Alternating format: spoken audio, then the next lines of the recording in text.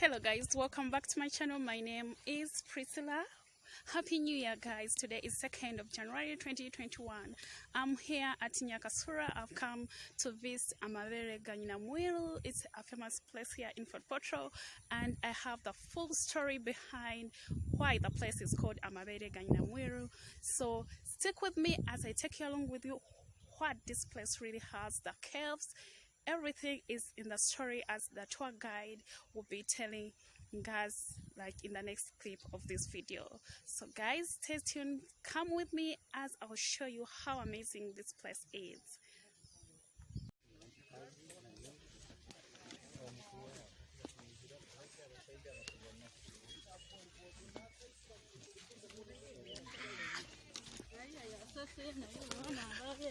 Forms up a cold spring waterfall. And that one might have happened because of the location of this area. Right now, we are located on a volcanic landscape, and the volcanic landscape took place within a faulting area. So showing that there was faulting first, then after faulting process, there was eruption before. So that's why I see that we are not that flat, we are a bit hilly ground. Then our caves are located into the valley, which we term as a gorge, and which might have formed up because of that process of faulting. And at the end of the day, our caves became open, like half of them. Then I suspected that those caves have been accommodating ancestral people, the Batwezi, meaning there must be hidden agenda behind the Amabere Nyina Mwiru, which I will talk about before we proceed.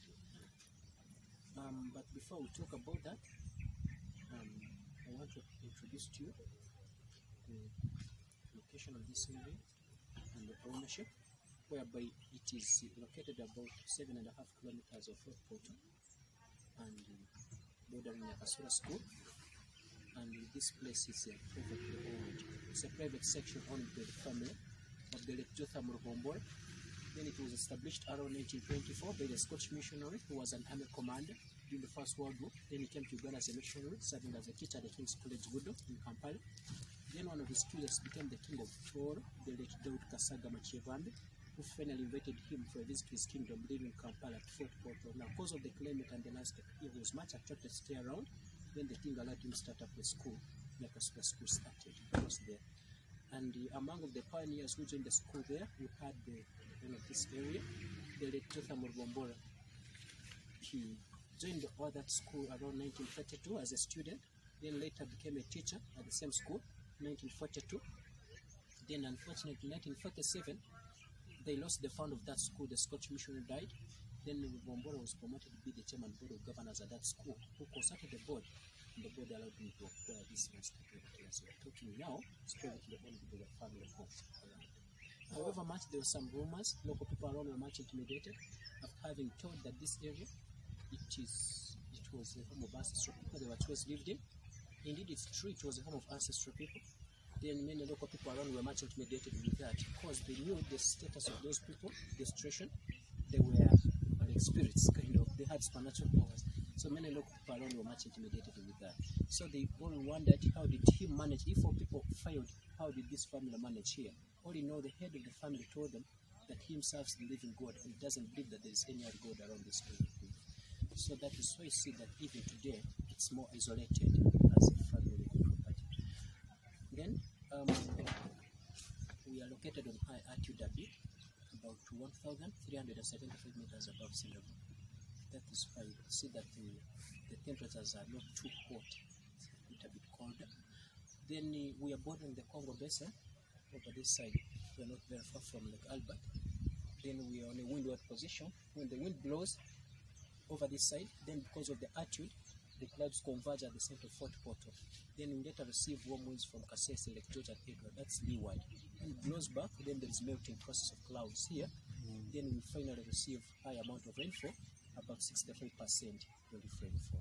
So that's why I see that in Fort Portal we have plenty of rainfall. Then meanwhile, we are located on a tectonic plate, meaning that during that faulting process, because of the mountains of Rwenzori, there were some different levels of the Rift Valley. We've got a compressional and the tensional side. So the compressional side is located in Fort Portal, so that's why you see that we are a bit on top. Then the tensional side is behind the mountains along the Rift Valley there. So showing that the plates are on the different levels, not on the same levels. So because of the different levels, then it causes up colonization, where our plate normally tries up to colonize the other one there. But during that process of colonization, we experience tectonic forces in the region. Mostly after 3 or 4 months, we have little tremor passing through. For those people who are aware of that very well, that which is not really heavy, ranging to about 3.5 or 4 Richter scale. Then after 35 to 40 years, we have heavy tectonic forces. The last one was 1994, which was 6.4 Richter scale. And then we had the other one, 1966, which was 6.3 Richter scale. Then we had the other one in 1923, which was 6.13 around there. Yeah, so it is actually depending on the ground. Then we are located on a fertile land. The soils are very fertile because of eruption here in the region. So that's why you see that they are black soils, which supports up agriculture in our region here. Not mostly people are contesting on growing different crops around, and there is no need of adding in extra fertilizers in the soils because they are very, very fertile. And whereby we have what we term as small-scale farming. That is the leading major activity carried out in the region, and mostly people contest on agriculture and rearing. About 75% subsistence farming, showing that people are contesting much on the side of what? For home consumption, in other words. Then about 25% at least somewhere for commercial side. Then meanwhile, it's like this area where we're standing right now. It is one of the 7th wonders we've got in Uganda, and the famous area in Toro Kingdom. And because of the caves which we have there with the limestones, Amabere, it is believed that when you try to trace them all over the region, we doesn't have them anywhere apart from here in the whole country. So we tried up our level best to protect them and conserve them in their natural state. Then we have the Amabere Nyina Mwiru, which confuses people. It is the top objective, but people are always wondering how did it come all about. Amabere, they believe that one time, because this area was occupied by a group of people, the Bachwezi, one of their king called Bukuku had a daughter called Nyina Mwiru, a beautiful princess. Then a number of men wanted to marry her, but then the king didn't want to get married because he had been foretold by his fortune tellers that when she gets married, she will come out pregnant and produce a baby to succeed him. So he didn't want to lose his kingdom. He protected her within his palace and then again deformed her. He chopped off one of her breasts and plucked off one of her eyes to make her ugly, and men won't admire her, expecting to be on the safe side. But finally, the daughter succeeded him. She got married by the prince who was called Isimbo. If you guys could remember very well, that was the youngest grandson. He had a daughter called Nyamata, the king called Isaza. She conceived and delivered a baby called Isimbo. So Isimbo in his life, he knew his father went was. He wanted to succeed his father's territory. So he came with a mission to succeed it by contacting the mites who made for him ladders. Then he jumped in the palace, spending a period of 3 months. Then later after he jumped back and disappeared. So the news was spreading in the palace, and the king learned his daughter was pregnant, which he denied and believed it. But after researching, he confirmed the reality. It was true, she was pregnant. Now he came up with a solution that when she gives birth, a baby boy will be killed. Then a baby girl will be made as a servant within his palace. So for a few months later, she will deliver the baby boy. Then he had what he promised. He told the maids in the palace to kill the baby. But since those people are the ones who made the mission, they didn't follow his idea. They took the baby assuming they are going to kill him, but they dumped him in a jungle. So the research of local people shows the baby was dumped at one of the riverbanks at the waterfalls in the middle of the crime. So at one time there was a clay pot maker who lived in the same region, and that guy was his work was just mainly clay and modeling. He discovered a baby, and he was so surprised, wondering who must have brought the baby around that area. So he tried up his level-based research and find out. One time he learned on a group of people whom he knew, they are best friends of him. He told them the whole story, and at the end of the day, he didn't know that he was coordinating with the same group. So at the end, they had cautioned him never to spread the news, as if the king don't confirm it. And they later informed the daughter she had lost hopes, probably her baby had died in the jungle. But she was convinced because she came up successfully, her baby was still active. Now she came up with a dream to feed her baby by convincing the king of handing over the other potter's products to him, of which when the king received them, he was much proud of them. Then he decided to release a milking cow as an exchange to that guy, forgetting that it was going to feed a grandson whom he suspected had been killed. It came true. He released the cow, sent it over the potter. Then the potter could milk it and feed the baby. That's how he survived. Then local people around, they knew the potter's life. He was so poor, having nothing like a cow. So they all along wondered which method that man used to feed the baby. So when they're trying to research, they found the potter living in the region of caves, where we're going right now. When they went there, they saw guests, Amabere. When they saw Amabere, they saw them releasing substance, milk coming. So people were much convinced. They didn't even bother to ask more. They realized there's some breasts with milk, and they believe those breasts must have breastfed their baby boy. That's why they grew up. So finally, they came to existence, and the baby boy grew up here. One called Nyina Mwiru, that was his local name, who later became the caretaker of his guardian's cows, grazing them, but so much stubborn, fighting against the other herdsmen of the king, beating them, abusing them, nonsense words, chasing them away, and so forth. They got annoyed very much and reported to the king. So the king was so disappointed, so upset after receiving that information, but not expecting him to be his grandson. So he didn't take it much serious. But after several cases, he took it serious. He escorted them, and he's bringing trophy. So on reaching there, it's true he found the boy already there. They suspect that drinking trophy was neighboring this region near the river. And it was the source where they got the name called Nyakasura, meaning sword. So it was a spring, because after eruption, then it was producing water which is a bit sweet. Many local people used to bring their cows there for drinking. So they believed that was the source of the king, where he could bring his cows. So it came true that it caused up a problem, because the king, when he came, reported there with his cows and the herdsmen, he found that guy already there with the cows of somebody whom he didn't know. Then he was so disappointed. Now he reacted. He got the spear and tried to spear the boy, but finally the boy, being wise enough and stubborn, he dodged it. Then the spear went direct and got up his beautiful cow. He made a loss of it. So through that confusion, he took over the chance, picked back the spear smartly, and speared the king once and for all. So meaning the king lost his life with his cow. So from there, that boy Nyina Mwiru went and succeeded the whole kingdom. He took over. So they believe that Nyina Mwiru came from here to take over the whole entire Bunyoro kingdom. Then that, the herdsmen, had nothing to do. It was already a darkness in the palace. They had to go and narrated all the stories with the daughter. Then she made a remark, which was good news to your own hand, then sad news on the other hand. So it was quite good because she was proud of becoming the queen mother.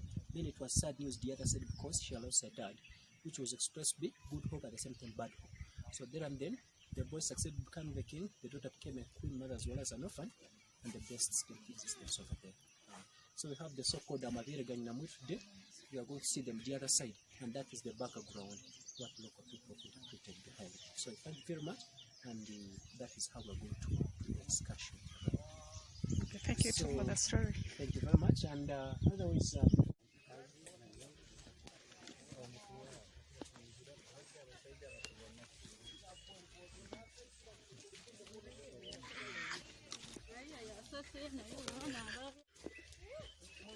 Hey.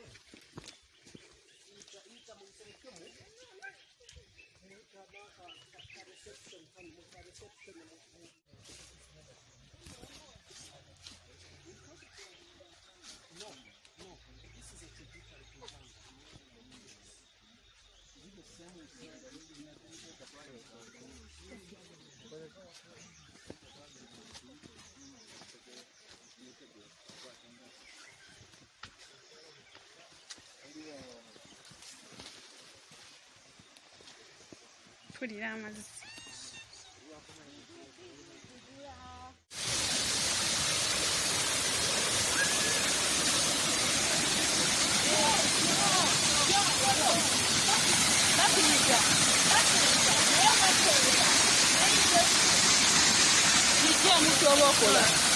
Beera ku bigere.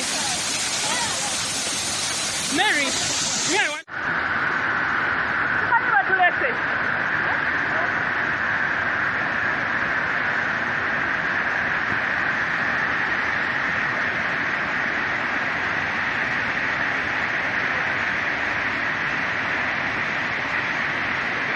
Mary nawe onkubye omugongo. Onkubye omugongo.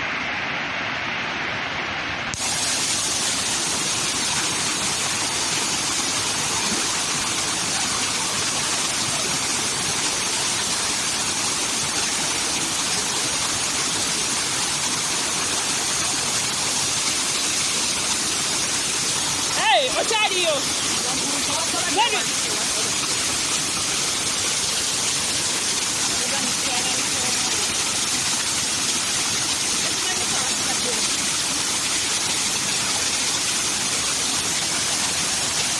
Nani kanzireyo katembayo wali enkudi.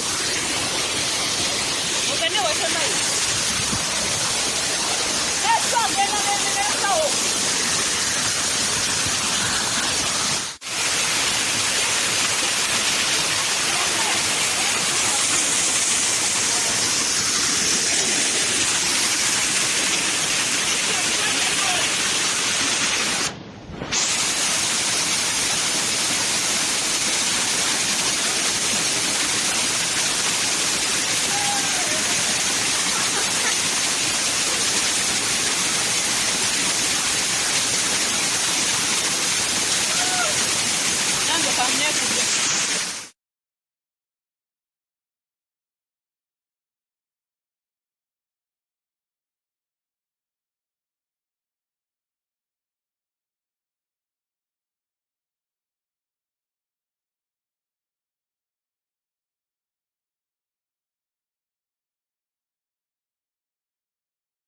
Amabere.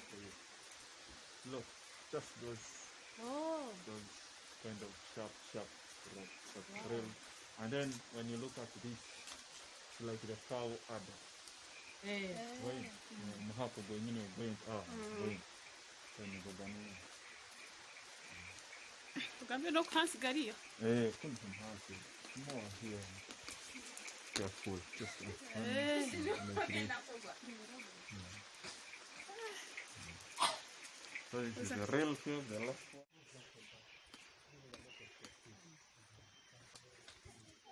So now you see some of the other small spaces like that. Maybe it could have been a bedroom. Could have been sleeping. You don't enjoy the work, then I can't afford. It becomes a bit smaller.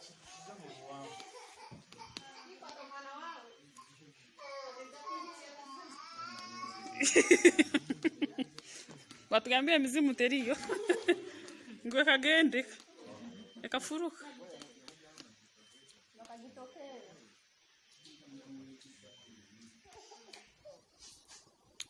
Yeah, so guys, we've started a journey to the mountain. There are a lot of crater lakes. You see, they're beautiful. It's very, very beautiful. Sorry guys, I was in the car and the car was like, it's a high speed. I couldn't like record properly. That's why you see the video is shaking. But yeah guys, so we've reached to the exact point so that we start our journey to the top of the mountain. Yes, this place is called Chigere. They have like farmhouse. They have cottages where the tourists can sleep in and have a beautiful restaurant. So next guys is mountain climbing.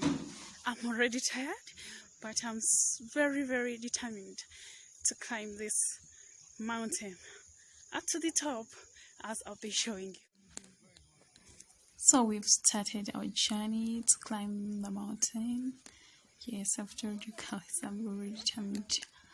I'll walk up to the top of the mountain. As you see, I'll be showing you the beautiful scenery of this place, especially the view of the crater lakes. They are very, very beautiful from the top of the mountain. So let's keep moving and you'll see.